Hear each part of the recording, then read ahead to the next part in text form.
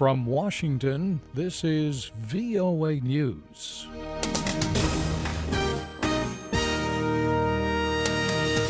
G8 summit opens in Northern Ireland, and car bomb kills 10 near Damascus. I'm Bob Doughty reporting from Washington. The G8 summit of leaders of key world economies has started in Northern Ireland, but the conference is likely to be dominated, that is, by talks on the U.S. decision to arm Syrian rebels.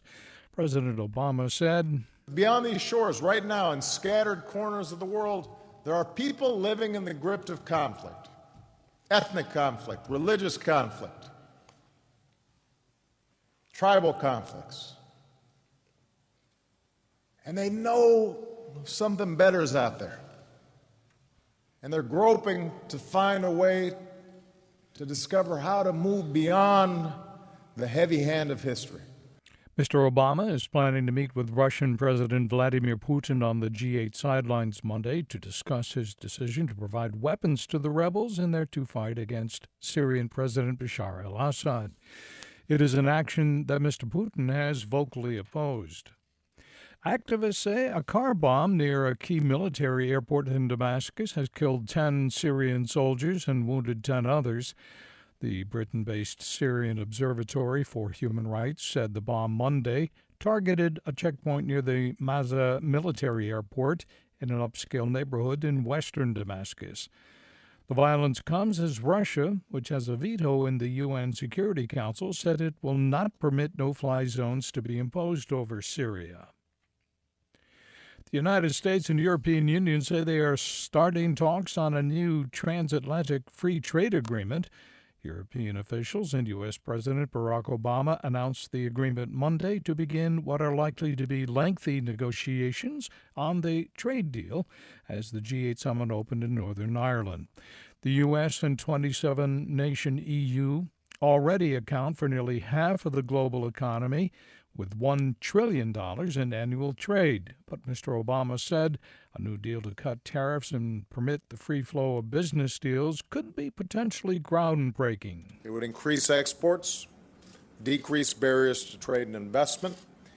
As part of broader growth strategies in both our economies, it would support hundreds of thousands of jobs on both sides of the ocean. U.S. and EU trade talks are likely to be difficult. EU officials already consented to a French demand to exclude European film, music, and television industries from any transatlantic agreement.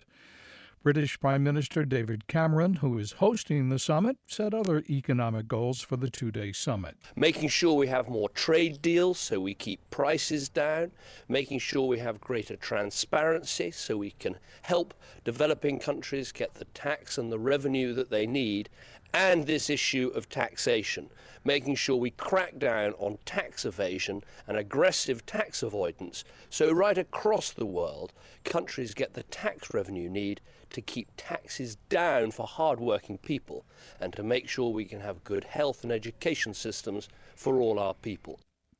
Iran's newly elected president is promising to follow a path of modernization, saying his victory signals a new era for the Iranian people. Moderate cleric Hassan Rouhani spoke during a televised news conference Monday, his first since his surprise win in Friday's presidential election. Mr. Rouhani said he would follow the path of modernization and justice, not extremism. He also promised to revive what he called constructive interaction with the rest of the world and to help fix Iran's faltering economy. The Turkish government says it may use the army to help quell anti-government protests after nearly 3 weeks of violent demonstrations in several cities across the country. Deputy Prime Minister Bülent Arınç said Monday that if police power isn't enough, elements of the Turkish armed forces will assist to maintain order.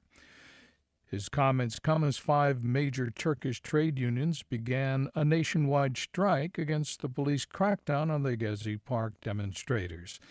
The unions, which together represent hundreds of thousands of workers, called for the police violence to end immediately. Most of the strikes were peaceful, but riot police used tear gas and water cannon Monday to prevent about 1,000 trade union workers from marching in the capital, Ankara. And the British newspaper The Guardian says documents leaked by a former U.S. intelligence contractor show that Britain spied on diplomats attending the 2009 Group of 20 summit in London. In a report published Monday, The Guardian said Britain's eavesdropping agency, the General Communications Headquarters, or GCHQ, hacked into the phones and computers of Turkish and South African delegates at the summit. It said the GCHQ also tricked some 20 delegates into using Internet cafes that it secretly modified to intercept diplomatic communications. For more news and information, visit our website, voanews.com.